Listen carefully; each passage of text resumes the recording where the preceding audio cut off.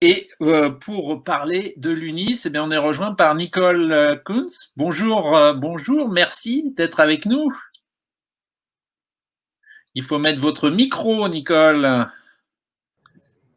Voilà, maintenant c'est fait. Est-ce qu'on vous entend?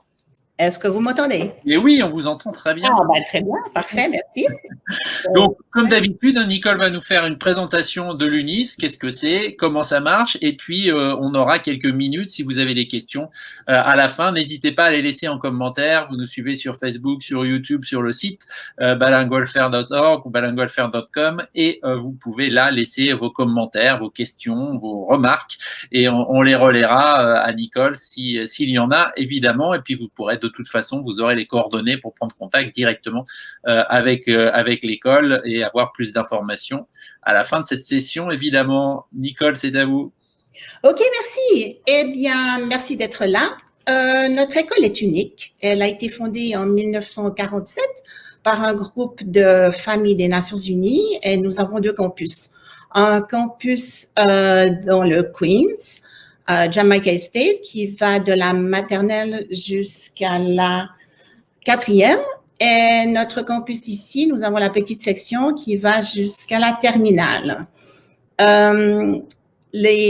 Nous enseignons le français à partir de la petite section et nous sommes accrédités par le gouvernement français à partir du CM1, du CE1 jusqu'à CM2.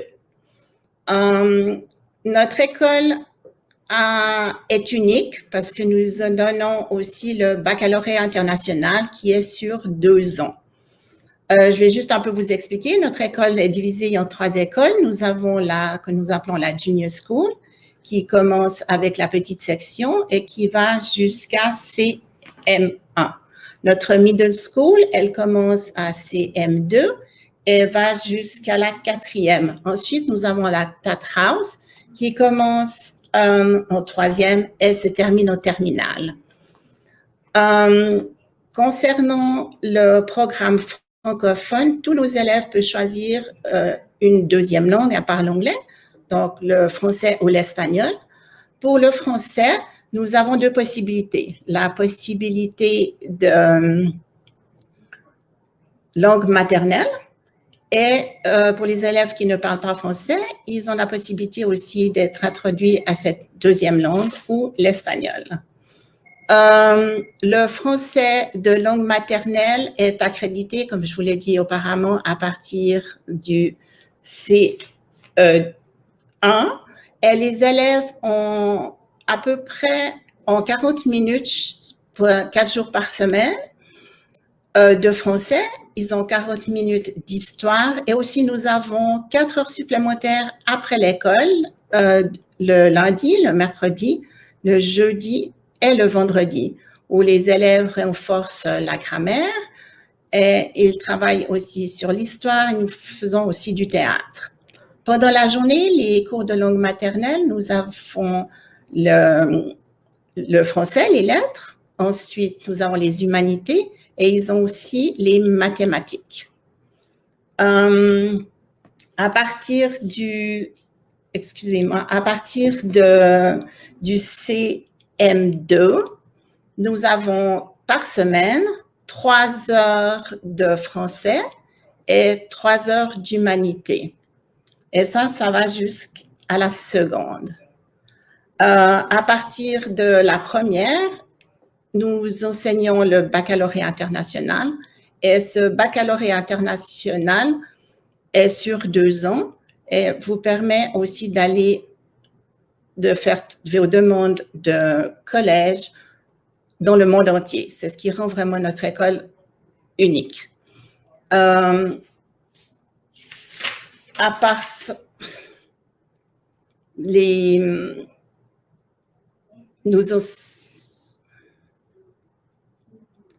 mes excuses parce qu'on ne m'avait pas préparé à ce moment-là. Si vous avez quelques questions, je serais ravie de vous répondre. Aussi, ce qui rend notre école unique, nos élèves peuvent faire la partie des promotions aux Nations Unies. Donc, notre école est très diverse. Nous avons à peu près, dans les environs de 120 pays représentés, 86 langues parlées. Et vraiment, j'aimerais mieux que vous me posiez des questions, que je puisse répondre à vos questions.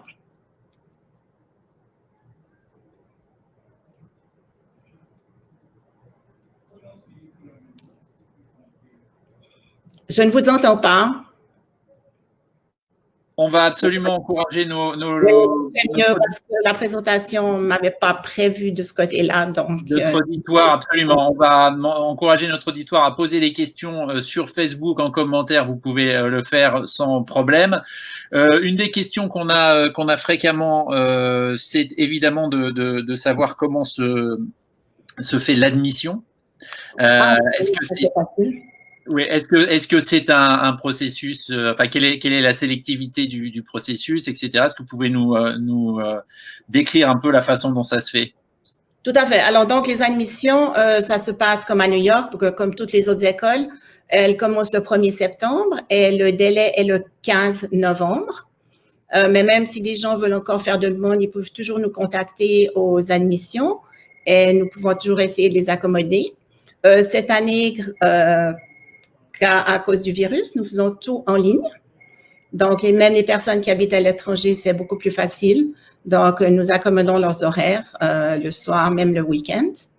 L'entretien pour les petits, c'est à peu près 30 minutes jusqu'à 45 minutes maximum. Et on leur fait une présentation de l'école avec un petit tour de l'école. Pour les plus âgés, c'est un entretien. Nous leur posons des questions, de savoir s'ils ont des questions pour nous. Et aussi, s'ils n'ont pas l'occasion de faire le SI test, nous leur donnons notre propre test de maths. Donc, l'entretien se dure à peu près une demi-heure d'entretien et 1 heure pour les maths. Ensuite, nous leur demandons également de nous donner un papier écrit, corrigé par l'instituteur dans leur école. Pour les Nations Unies, nous demandons aussi que les papiers soient traduits en anglais. D'accord. Quelle est la possibilité? Donc, il y a plusieurs, si j'ai bien compris, il y a plusieurs tracks. On choisit je ne sais pas si vous appelez ça une track ou si vous avez un autre vocabulaire. Non, ce sont des groupes. Donc, vous avez l'occasion de prendre donc l'anglais, le français ou l'espagnol. Donc, si vous choisissez parmi le français, vous avez le français de langue maternelle, qui est vraiment accrédité donc, par le gouvernement. Et autrement, les élèves suivent les cours de français pendant que les autres élèves suivent les cours de français de langue maternelle. Les enfants de langue maternelle sont dans la même classe et c'est assez effectif réduit. Donc, vous avez à peu près entre 8 à 12 élèves par classe. Est-ce qu'il y a un test pour évaluer le niveau de langue maternelle ou comment est-ce que c'est décidé? C'est décidé pendant l'entretien et aussi si les élèves viennent chez nous, on leur administre un nouveau test pour savoir leur niveau parce que nous avons plusieurs niveaux, surtout au niveau de la première et terminale. Pour être sûr qu'ils soient dans le bon niveau. On peut avoir un niveau standard et aussi plus élevé où ils ont plus d'heures de français. Alors, on a une question. Est-ce qu'à partir de CM2, une troisième langue est possible? Anglais, français, langue maternelle, plus une autre? Tout à fait. Et c'est même obligatoire. Donc, vous avez le français, vous avez l'anglais en premier, le français, l'espagnol, l'italien, l'allemand, l'arabe, le russe, le japonais et le chinois. D'accord. Et après l'école, actuellement, chez les petits, nous avons introduit aussi le mandarin. Et c'est 4 fois par semaine pour 1h30. D'accord. Marine nous demande, je souhaiterais savoir si vous avez des statistiques sur les taux d'admission dans les collèges américains, donc les universités américaines, après l'UNIS. Nos élèves vont à peu près je dirais 85% de nos élèves vont dans des universités américaines. Les autres vont soit dans leur pays, avec le baccalauréat international, cela vous permet aussi de rentrer dans les universités françaises et dans le monde entier. Tous les élèves font le bac international, baccalauréat international. Peut-être 85% de nos élèves font le baccalauréat international, mais tous nos élèves prennent des sujets du baccalauréat international. Donc, la majorité de nos élèves terminent avec 2 diplômes, le diplôme de UNIS et le diplôme du baccalauréat international. Nous sommes aussi accrédités par le Conseil des écoles internationales. Le diplôme de l'UNIS, c'est le High School Diploma. Voilà, c'est un diplôme de high school comme partout aux États-Unis. D'accord, d'accord.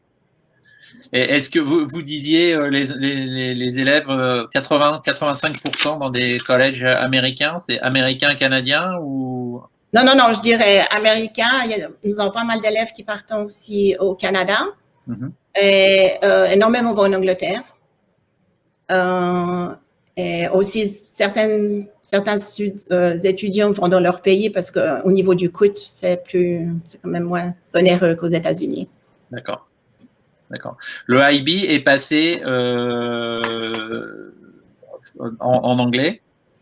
Alors, en anglais et en français. Donc, les élèves qui optent pour la langue maternelle, ils ont donc les humanités, l'histoire, la littérature, les lettres.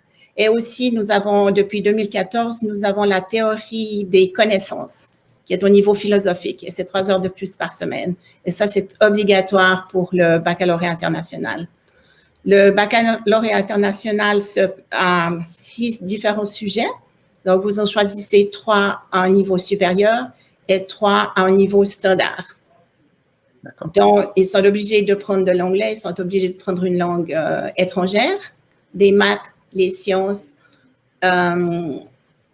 sciences, et aussi peuvent choisir d'autres sujets. Donc, nous avons le théâtre, la musique, les arts, c'est très populaire aussi. Donc, ça vous donne aussi une image beaucoup plus globale d'enseignement. Quelle est la possibilité d'entrer dans les différentes étapes de la scolarité, parce qu'on peut commencer dès le début, vous l'avez dit, mais quelqu'un qui a fait sa scolarité dans une école américaine, quelle est la possibilité d'entrer au niveau du collège ou au niveau du lycée? Écoutez, nous avons énormément de monde, spécialement pour la 3e. Donc, notre école est ouverte à tout le monde. Évidemment, c'est très compétitif car nous recevons énormément de monde à ce niveau-là. Et ils peuvent commencer une 2e langue à partir de la 3e, c'est possible. D'accord. Avez-vous, quel est le nombre d'étudiants par classe, nous demande-t-on sur YouTube? Alors, nous avons le maximum est 24 élèves par classe. Mais comme je l'ai dit précédemment, vous avez des différents sujets. Donc, les classes peuvent aller entre 4 jusqu'à 24. D'accord. Et la moyenne, à peu près? Je dirais 20. D'accord. Avez-vous un taux d'admission pour la 6e? On vous demande des questions un peu précises, mais… oui. Ou en tout cas un ordre de grandeur. Un ordre de grandeur, de nouveau, évidemment, c'est un point d'entrée aux États-Unis, à New York. Donc, la demande est énorme. Malheureusement, je n'ai pas les taux parce que comme notre école ne travaille pas seulement avec les délais de New York, nous recevons toujours des demandes plus tard dans la saison. Donc, c'est ouvert aussi plus tard si vous venez de l'étranger, pas à New York. Le processus est différent selon qu'on est déjà à New York ou qu'on vient de l'étranger, c'est ça? Non, à New York, nous sommes obligés, comme nous faisons partie de ISAGNI, les écoles indépendantes de New York, nous devons suivre leur délai. Donc, toutes les demandes sont faites jusqu'au 15 novembre. Le résultat sera donné au mois de mars. D'accord. Très bien.